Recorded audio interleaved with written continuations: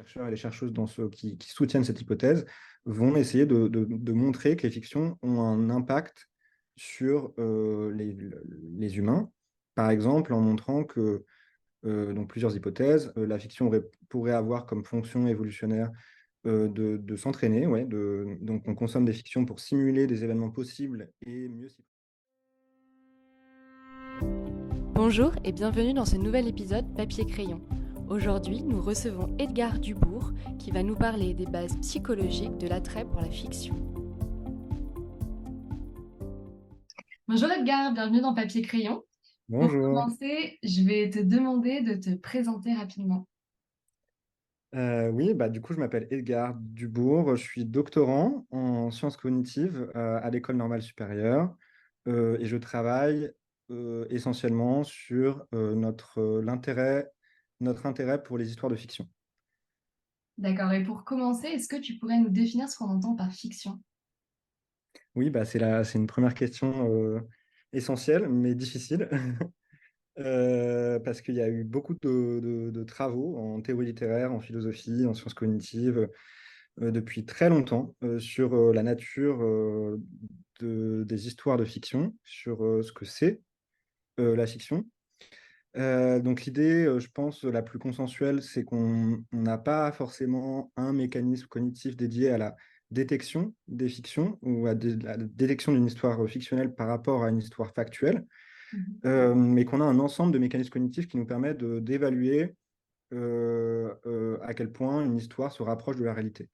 Donc, on fait appel à ce qu'en linguistique, on appelle la pragmatique, c'est-à-dire à tous ces indices contextuels qui vont nous permettre de comprendre un message, et peut-être du coup, l'argument ici de comprendre le statut fictionnel du message. Et donc, l'idée ici, c'est que une histoire de fiction, c'est une histoire que tout le monde sait être inventée, et que tout le monde sait que c'est inventé. Et il y a une variante aussi qui est on sait que l'émetteur de la fiction, l'émetteur du message, avait pour intention que nous sachions que c'est inventé. Donc il y a tout un ensemble d'indices contextuels qui vont nous permettre de faire cette inférence que l'histoire qu'on est en train de consommer est inventée. Par exemple, quand on achète un livre et que sur la couverture d'un livre, il y a marqué roman, on s'attend à ce que ça soit fictionnel, très naturellement. Quand on va au cinéma, à part si il y a le label documentaire sur l'affiche du film, on va s'attendre à voir un film, une histoire plus ou moins inventée. Donc, et il y a même des indices encore plus fins, euh, puisqu'il y a une étude qui montre que, une étude un peu ancienne, des années 80, je dirais 90, où on a on a donné à des étudiants, à une quarantaine d'étudiants, des bouts de texte, des petits paragraphes, mais coupés aléatoirement dans des livres. Et il y avait une catégorie de livres qui étaient les livres d'histoire, donc factuels, et une catégorie qui était les romans, donc fictionnels. Et avec à chaque fois vraiment quelques phrases seulement, pris aléatoirement dans les livres. Et l'idée, c'était de les présenter successivement à ces étudiants et leur demander est-ce que vous pensez que c'est fictionnel ou factuel? Et les étudiants ont eu bon, je crois, à 80%. Donc, c'est-à-dire avec très, très peu d'éléments de contexte, en repérant des indices très fins dans la manière dont c'est raconté, par exemple, je pense.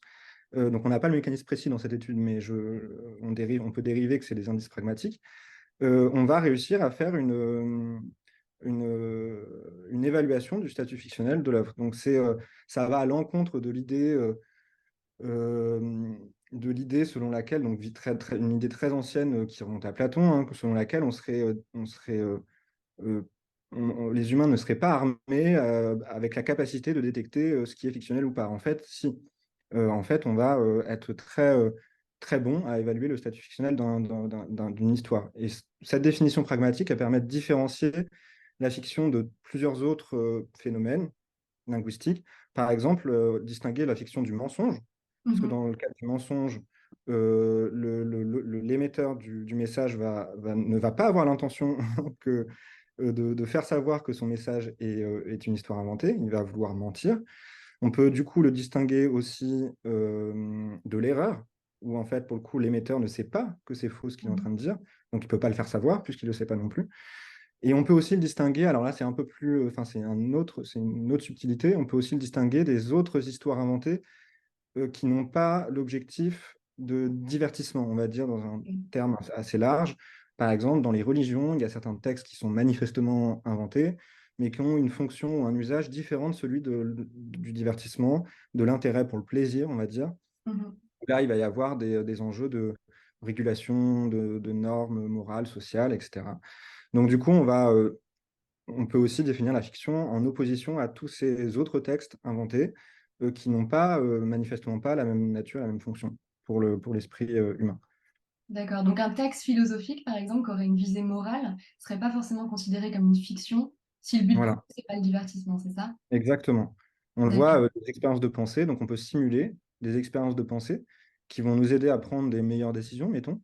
Donc c'est ce que les philosophes font parfois. Et dans ces cas-là, selon cette définition hein, de la fiction, on va pas considérer que c'est fictionnel parce que l'objectif premier est de comprendre quelque chose, d'enseigner ou de comprendre. Mhm. Et dans le cas des histoires qui sont basées sur des faits réels, c'est quelque chose qu'on retrouve assez souvent, notamment dans le cinéma. Est-ce que là, du coup, comme il y a un côté imaginaire, est-ce qu'on parle aussi de fiction ou est-ce que c'est quelque chose, c'est encore une autre catégorie? Je le mets, en fait, c'est peut-être plus simple de le voir comme un continuum, Mhm. c'est-à-dire une dimension. Donc, il y a des fictions plus ou moins fictionnelles. Les histoires basées sur des faits réels, dont on voit en plus, dont on constate le succès assez massif aujourd'hui. Donc, dès qu'il y a par exemple le, le, le message ceci était inspiré d'histoires vraies, ça va attirer une autre forme d'attention. Hein. C'est vraiment, moi je regarde The Crown en ce moment, il y a vraiment toute cette appétence pour l'histoire vraie derrière la famille royale. Hein. Je trouve que c'est un phénomène super intéressant. Mais dans ces cas-là, on parle quand même d'histoires romancées, c'est-à-dire d'histoires qui. C'est pas un documentaire non plus. On sait qu'il y a des Mhm. choses inventées, et tout le monde le sait, et tout le monde sait que tout le monde le sait. Donc c'est vraiment toujours dans les bornes d'une histoire qu'on sait être déformée de façon à exagérer des éléments qui vont être plus intéressants pour l'esprit humain. On ne va pas raconter quelque chose d'ennuyeux dans une fiction. D'ailleurs, on va juger une fiction en fonction de son potentiel de divertissement. Alors Mhm. que un documentaire ou un essai, on va le juger en fonction de son potentiel de compréhension de phénomènes complexes. Et même si on est ennuyé dans un essai, on va continuer à lire. Alors que dans une fiction, si jamais on ne trouve pas notre compte, on peut s'arrêter, quoi. Enfin, Donc l'objectif final n'est pas le même. Je vois. ouais, c'est un peu l'objectif l'objectif que l'émetteur du message, de l'histoire, on va dire, euh, a avec cette fiction, quoi, avec cette histoire. Qu'est-ce qu'il veut faire avec? Ouais. Donc Ok. il y a pas mal d'études qui montrent que ça détermine notre, notre jugement de fictionnalité, et notamment en faisant beaucoup de théorie de l'esprit sur l'émetteur du message. Donc, il y a des travaux d'Alessandro Pignocchi, donc un livre que je recommande aussi sur le cinéma, qui est vraiment extraordinaire, et où il va expliciter les mécanismes cognitifs qui font qu'on va comprendre une fiction à l'aune de ce qu'on comprend de ce que l'émetteur a voulu dire, le message. Mhm. Et, et donc, du coup, le jugement de fictionnalité fait partie de ce message. Ok. Et dans la fiction, j'imagine que bon, c'est sûr qu'il y a plein de différents types de fiction, mais est-ce qu'il y a quelque chose à chaque fois en commun? Donc tu as commencé à répondre à ça, c'est qu'on sait que l'auteur de la fiction avait cet objectif de divertir et d'amener des informations imaginaires. Parce qu'il y a un livre qui était sorti il y a longtemps, je ne sais plus quel était l'auteur, mais qui s'appelle Anatomie d'un scénario et qui Mhm. expliquait un petit peu comment est-ce qu'on crée un bon scénario. Est-ce qu'il y a des règles un peu communes comme ça à travers les genres de fiction? C'est une bonne question. Je pense que le critère vraiment définitoire, donc celui qui est essentiel, c'est celui dont on vient de parler. Mhm. Après, dérive de ça une quantité limitée d'universaux dans la fiction, et qui vont pas être forcément nécessaires et suffisants pour appeler ça une fiction. Mhm. Mais donc les anthropologues, par exemple Manvir Singh, qui a travaillé sur d'un point de vue psychologique sur les enchaînements à l'intérieur d'une narration. On voit très bien, et c'est enseigné d'ailleurs en théorie littéraire depuis très longtemps, qu'on a des séquences dans une histoire avec comment on appelle ça, la situation initiale, pour revenir dans les cours de français, de littérature, une situation initiale, des éléments perturbateurs, des péripéties, une résolution. Mhm. Cette façon de représenter une histoire qui est universelle, presque, en tout cas qui se retrouve dans toutes les cultures, c'est plutôt ça, euh, elle est aussi assez définitoire de l'histoire de fiction qu'on connaît. Donc, tous les films qu'on regarde, ils vont avoir un- une histoire une organisation des éléments qui va s'organiser selon cette séquence. Et ça s'explique pour des raisons ça s'explique avec les mécanismes cognitifs dédiés à l'apprentissage qui va faire qu'on va avoir besoin de voir un problème et de voir comment le personnage solutionne ce problème pour trouver l'histoire satisfaisante. Mais encore une fois, par exemple cette séquence d'événements qu'on retrouve à travers de nombreuses histoires, elle se retrouve pas dans toutes les histoires de fiction. Ok. Et par exemple, les jeux vidéo, vu que c'est nous qui façonnons notre propre histoire dans le jeu vidéo en agissant avec le personnage, en faisant agir le personnage, on va pouvoir en fait avoir plein de nouveaux ressorts qui vont pas forcément respecter cette trame narrative Ouais. qui est vraiment euh, très universelle, encore une fois, mais pas forcément partout, pas forcément dans toutes les histoires. Mm. Oui, en fonction de l'interaction qu'on va avoir aussi avec l'émetteur de la fiction, j'imagine que ça va changer potentiellement se dérouler. Oui, par exemple, ouais, exactement. Donc, c'est selon déjà si c'est une histoire orale, si c'est selon le média, donc selon si c'est un Mhm. film, une série. Donc, dans la série, on va avoir beaucoup moins cette trame narrative universelle pour la raison qu'en fait, il y a des épisodes qui vont se succéder et que du coup, le problème peut être centré sur un épisode, la solution dans le dernier épisode, peut-être pas s'il y a une nouvelle saison, les cliffhangers, enfin bref, il va y avoir beaucoup de choses qui vont arriver, qui vont perturber ce schéma narratif mais qui vont quand même rappeler qu'en fait, au fond, on va le retrouver juste dilué dans plusieurs épisodes. Il y a toujours des personnes, un essentiel de la fiction, c'est quand même des personnages qui font face à des problèmes. Donc Mhm. ça dérive du fait que euh, la psychologie trouve intéressante et fascinante des histoires dans lesquelles il y a des choses pertinentes pour nos problèmes et qui vont faire que beaucoup d'éléments vont s'y retrouver dans ces fictions, beaucoup d'éléments en commun. Donc moi, je m'intéresse à la fois aux universaux et à la fois à ce qui va expliquer la diversité des fictions, justement, pas seulement les éléments qu'on va retrouver dans toutes les histoires. Mhm. Et ça rejoint un peu une question que j'avais, c'est pourquoi est-ce qu'on est intéressé par ces fictions-là? Qu'est-ce qu'on va rechercher quand on consomme de la fiction? Bah, c'est la question, c'est la question que se posent tous tous les chercheurs et les chercheuses dans mon champ, je pense.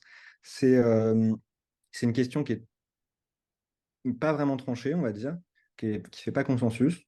Donc là, on peut revenir pour comprendre la motivation première à produire et consommer des histoires de fiction. Il faut revenir à la question centrale de l'origine évolutionnaire de ces fictions, qui essaye d'expliquer pourquoi les humains ont commencé un jour à produire et consommer des histoires fausses en faisant comprendre à leur groupe que cette histoire était fausse. Il y a deux ou trois hypothèses majeures, on va dire. Euh, la première, c'est que la fiction, la capacité à produire une fiction et le plaisir qu'on en dérive à les consommer est adaptatif, c'est-à-dire aurait été sélectionné par l'évolution pour nous entraîner à résoudre des problèmes, par exemple. Dans ces cas-là, si on part du principe que la production et la consommation de fiction sont des comportements adaptatifs, il faut comprendre la fonction spécifique qu'elle a aidé à remplir au cours de l'évolution. Et donc, dans ce cas-là, donc les chercheurs et les chercheuses qui soutiennent cette hypothèse vont essayer de montrer que les fictions ont un impact sur les humains, par exemple en montrant que, donc plusieurs hypothèses, la fiction pourrait avoir comme fonction évolutionnaire de s'entraîner, ouais, donc on consomme des fictions pour simuler des événements possibles et mieux s'y préparer. Mhm. Donc là, il y a du côté, par exemple, des fictions d'horreur, il y a des scientifiques qui vont s'intéresser à ça en montrant en essayant de montrer que la consommation de fiction d'horreur permet de se préparer à des éléments de la vie réelle qui pourrait être très dangereux. Et donc, du coup, c'est une manière de s'entraîner. Il y a une hypothèse de régulation émotionnelle. Donc, la consommation des fictions pourrait permettre de mieux réguler ses émotions. Il y a une autre hypothèse qui est celle de la connexion sociale. Donc, de se rassembler autour d'une histoire commune pourrait permettre de forger plus rapidement, plus efficacement des liens sociaux.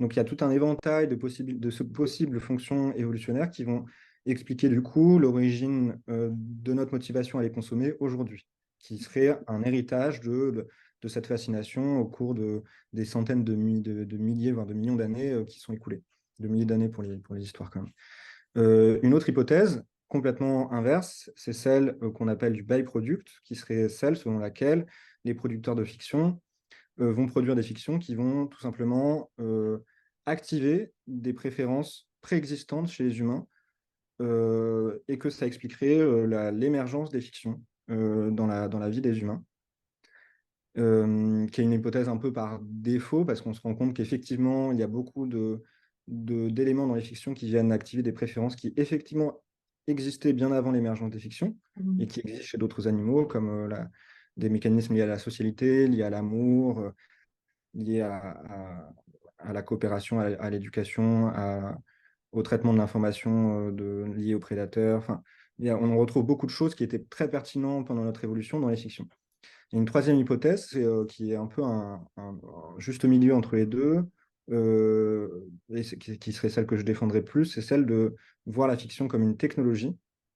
Donc c'est l'idée que les humains façonnent des objets, donc par exemple des histoires de fiction, donc, qui vont remplir donc grâce à leur capacité préexistante, hein, et qui vont remplir des objectifs de manière extrêmement flexible pour donc des objectifs variés, mais avec l'objectif premier d'attirer l'attention des autres de son audience. Donc, une fois on a attiré l'attention de son audience, on peut ensuite proposer des enseignements, proposer des leçons morales, des leçons de vie, euh, éduquer sur d'autres domaines. On peut bien sûr dériver des bénéfices pour soi-même. Donc le fabricant d'histoire, quelque part, il dérive des bénéfices pour lui-même sous la forme de biens matériels, de bénéfices réputationnels, etc.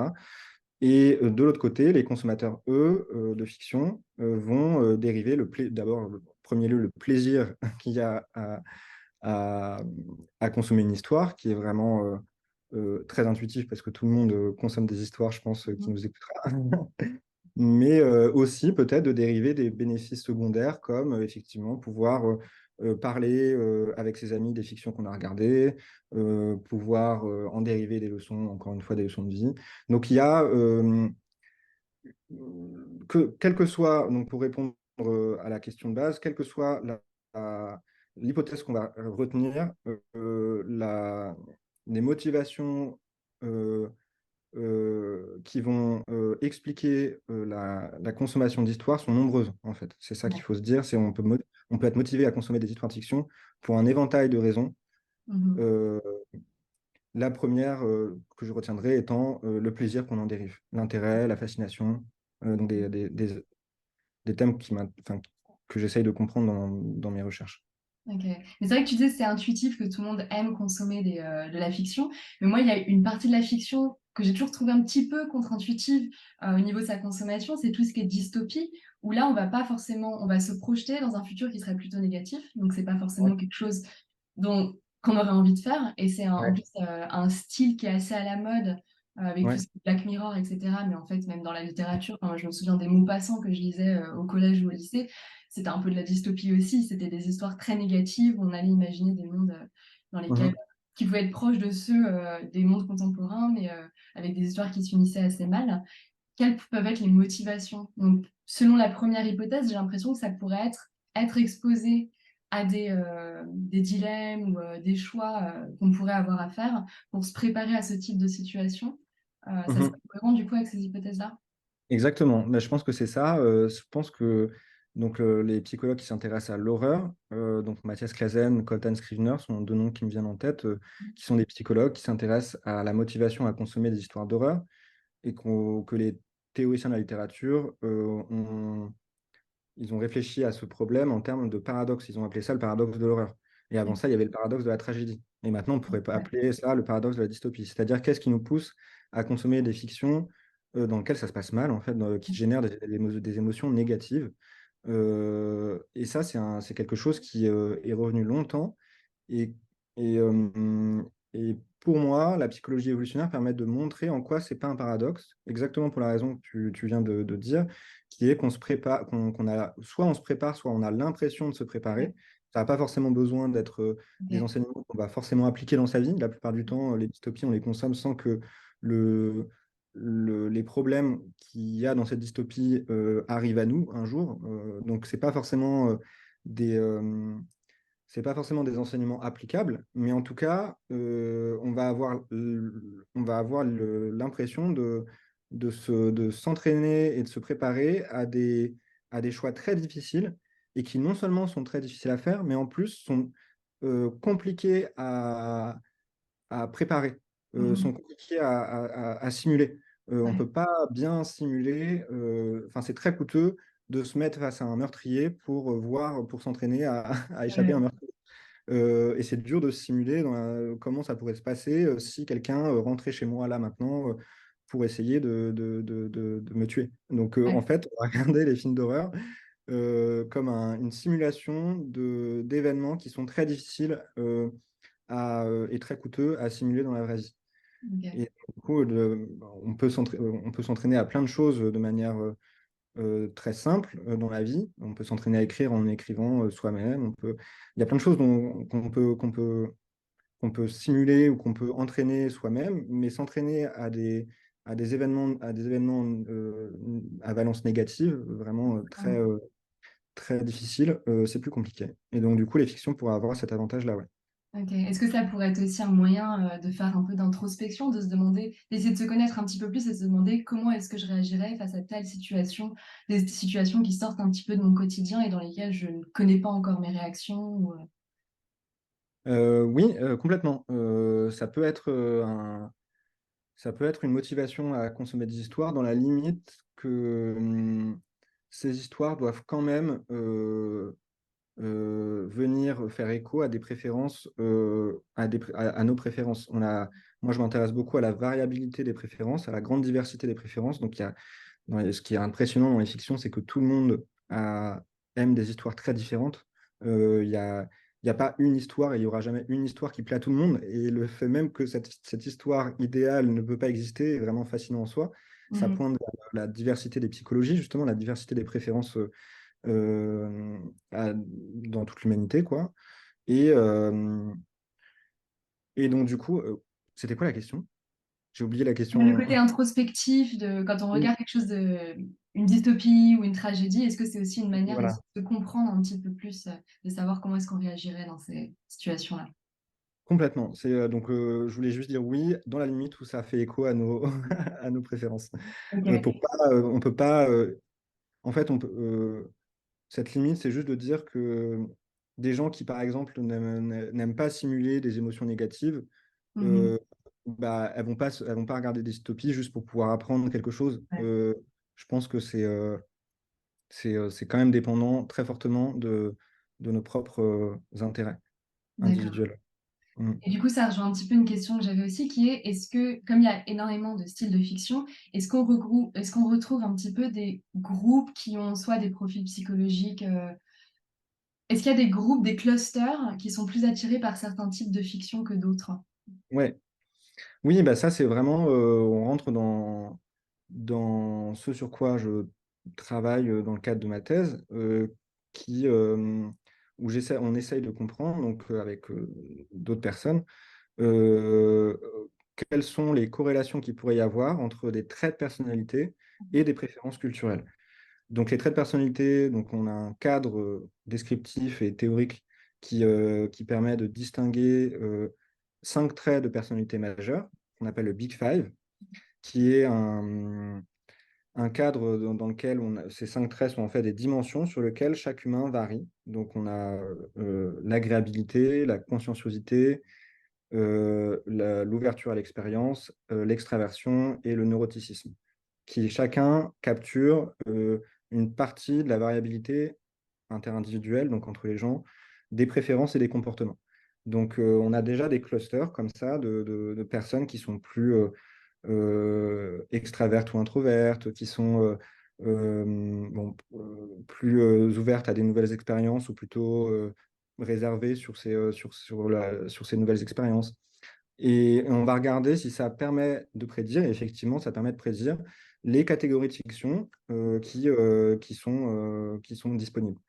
Par exemple, les personnes qui sont plus ouvertes à l'expérience, donc il y a un des traits qui mesure la curiosité pour la nouveauté, par exemple, vont préférer, par rapport à d'autres genres et par rapport à d'autres genres, les fictions dans lesquelles il y a des mondes imaginaires. Donc là, c'est un sujet sur lequel je travaille personnellement, l'attraction pour les mondes que développent les gens de la fantasy, de la science-fiction.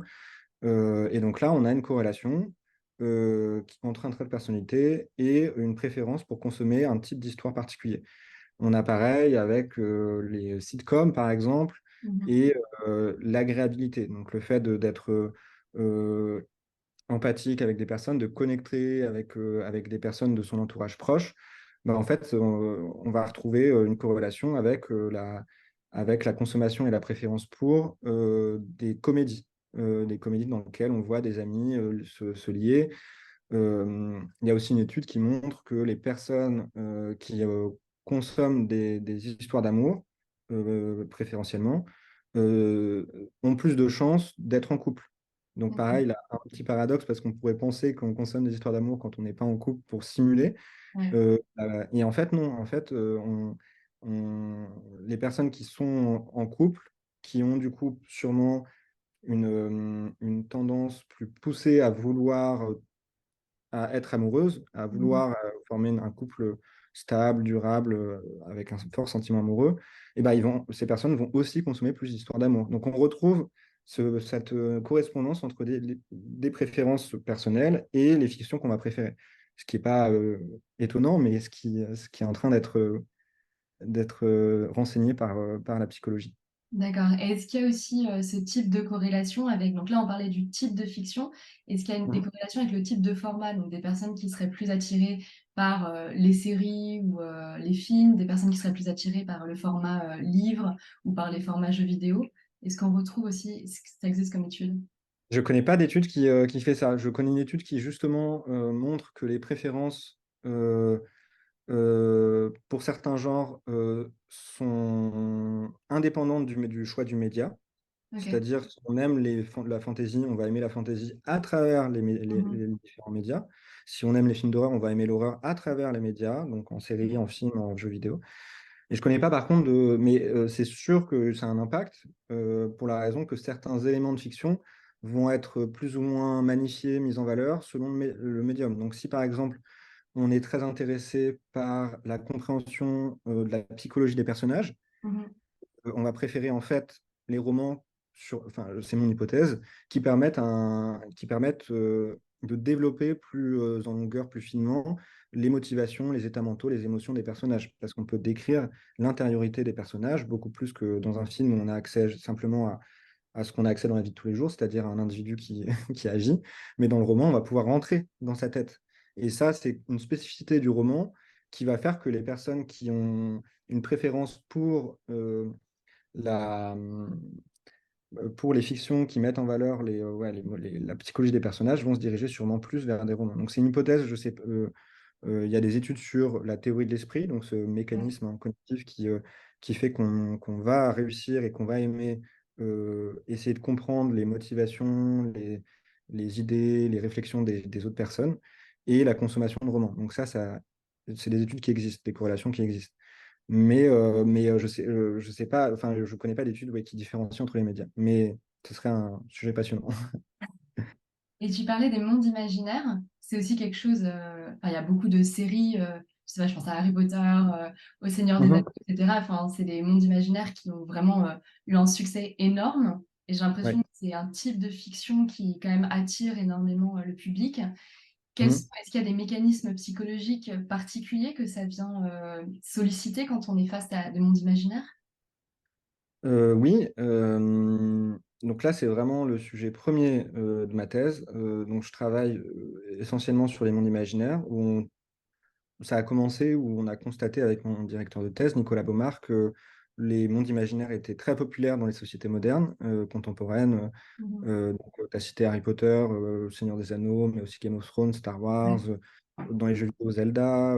Donc, Mhm. toutes ces fictions, elles accumulent des records vraiment incroyables dans la consommation de fiction. Certaines d'entre elles font partie des premières fictions mondiales, donc consommées dans tous les pays, donc c'est-à-dire avec une préférence vraiment beaucoup universelle, apparemment, hein. Enfin, c'est assez facile à constater. Et donc l'idée, c'était d'essayer de comprendre l'origine psychologique de cette fascination pour les mondes imaginaires.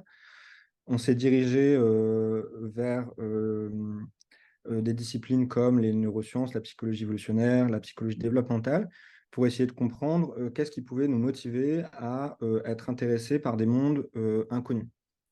Et on a proposé l'hypothèse que cet élément-là, très spécifique des fictions, qui se retrouve dans certaines fictions, mais pas toutes, va venir activer une préférence préexistante, une préférence qui était déjà là dans, plus ou moins intensément dans la cognition de tous les humains, qui est le mécanisme qui va nous pousser à explorer l'inconnu. En fait, tous les animaux, tous les organismes mobiles ont dû devaient faire un choix durant leur histoire évolutionnaire à chaque moment entre exploiter un environnement connu, donc rester dans un environnement que ces individus, ces animaux connaissaient, ou aller ailleurs, explorer un environnement inconnu. Donc avec à chaque fois des coûts donc qui sont souvent sous la forme de risques en fait. Donc quand on va explorer, il y a un risque de ne rien trouver et des avantages qui se matérialisent sous la forme de ressources, de partenaires de coopération, de reproduction. Donc, du coup, dans la littérature sur les animaux, c'est vraiment clair qu'il y a un compromis évolutionnaire entre l'exploration et l'exploitation. Et au niveau spatial, ça se retrouve très bien. On a des individus qui vont davantage aller, ou des espèces, ça dépend à quel niveau on se place, qui vont davantage aller explorer l'inconnu.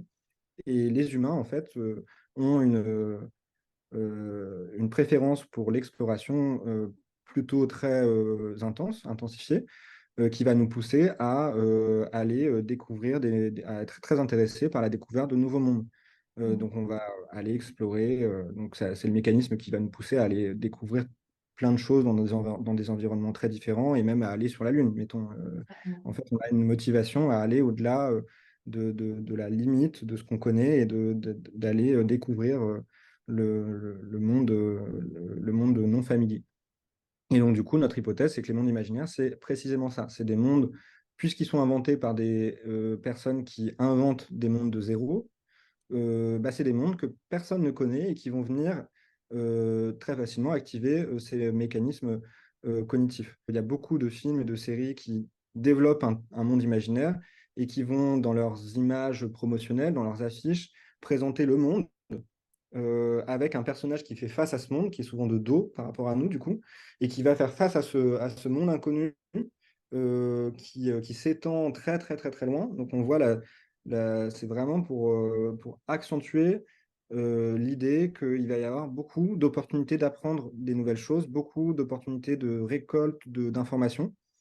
Et ça fonctionne. C'est vraiment des affiches qui attirent le regard, je trouve. Donc, là, c'est mon intuition, mais et nous, on a pour le coup testé empiriquement que les personnes qui sont plus curieuses pour des environnements nouveaux vont aussi indiquer préférer des fictions avec des mondes imaginaires. Donc on a une corrélation au niveau expérimental et aussi avec une étude observationnelle en ligne où on récupère les films que les gens aiment, par exemple sur Facebook. Donc il y a des personnes qui ont accepté de partager leur page likée sur Facebook et qui ont répondu au questionnaire du Big Five, le questionnaire de personnalité dont je parlais tout à l'heure, et qui ont accepté que tout ça arrive dans les mains des chercheurs et des chercheuses pour mieux comprendre leur motivation.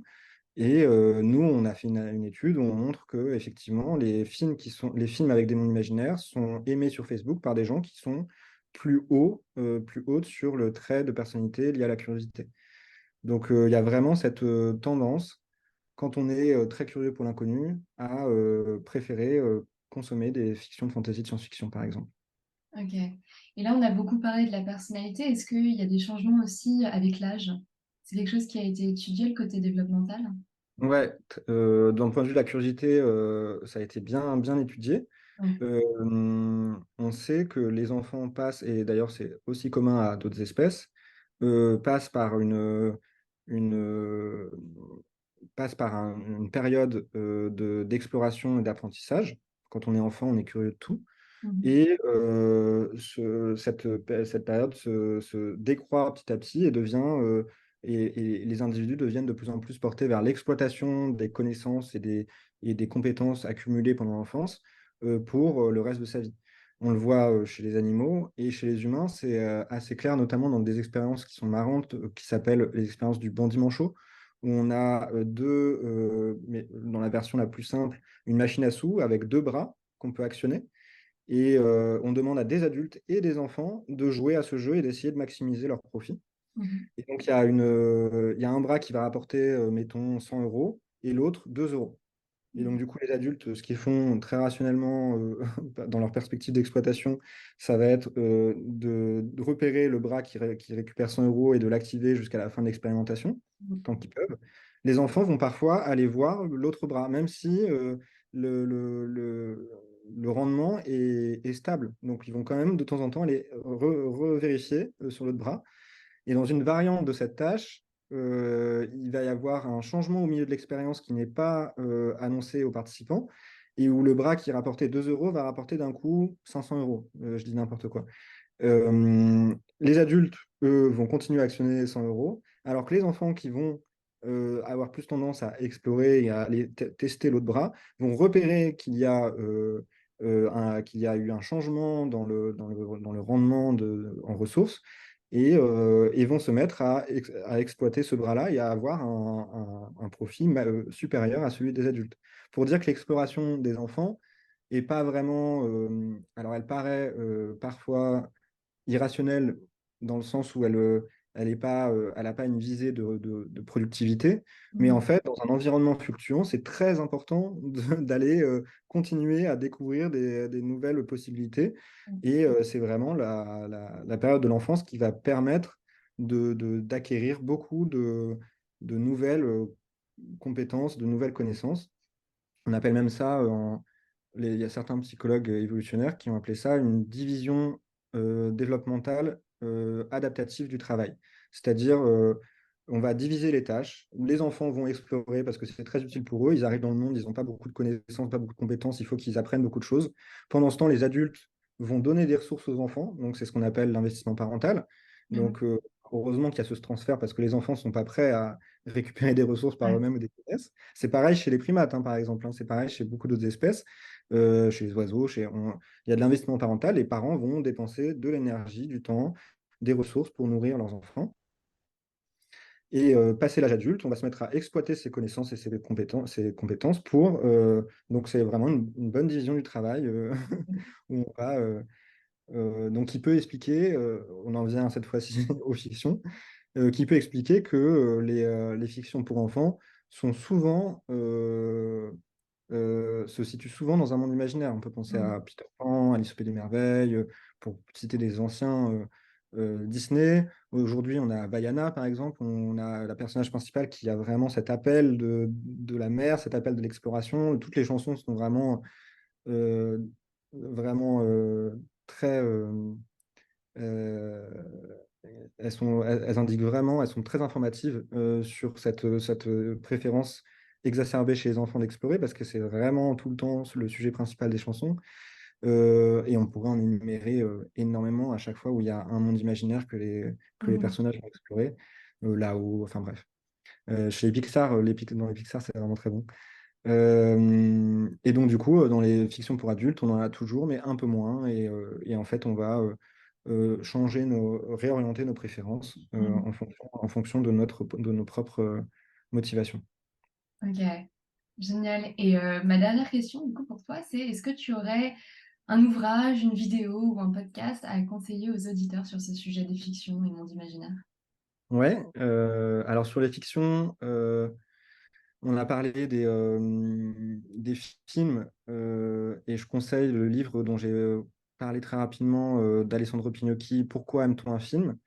Qui est un livre qui va détailler les façons dont on va arriver à deviner le message caché de l'histoire, pourquoi le réalisateur ou la réalisatrice va avoir fait un plan séquence sur cet objet, donc ça va s'attarder sur tous les processus mentaux qui font qu'on va aimer les films dans lesquels on a des choses à comprendre, un message à comprendre. Et le deuxième livre, qui est plutôt sur la psychologie évolutionnaire, c'est un livre sur l'horreur, parce que la psychologie évolutionnaire de l'horreur a été très bien écrite, très bien explicitée dans un livre qui s'appelle A Very Nervous Person's Guide to Horror Movies de Mathias Classen, qui est un livre récent qui va venir expliquer notre fascination pour les monstres dans les fictions, pour les meurtriers dans les fictions, basé sur la psychologie évolutionnaire de la peur, qui va expliquer notre peur des prédateurs, notre peur Mhm. des personnes qui ont des mauvaises intentions. Et donc, du coup, en faisant ce lien, va permettre de mieux comprendre les bases cognitives évolutionnaires de notre fascination pour les fictions, je pense. Ok. Bah, merci Voilà. beaucoup pour ces recommandations et puis merci pour Avec plaisir. l'interview.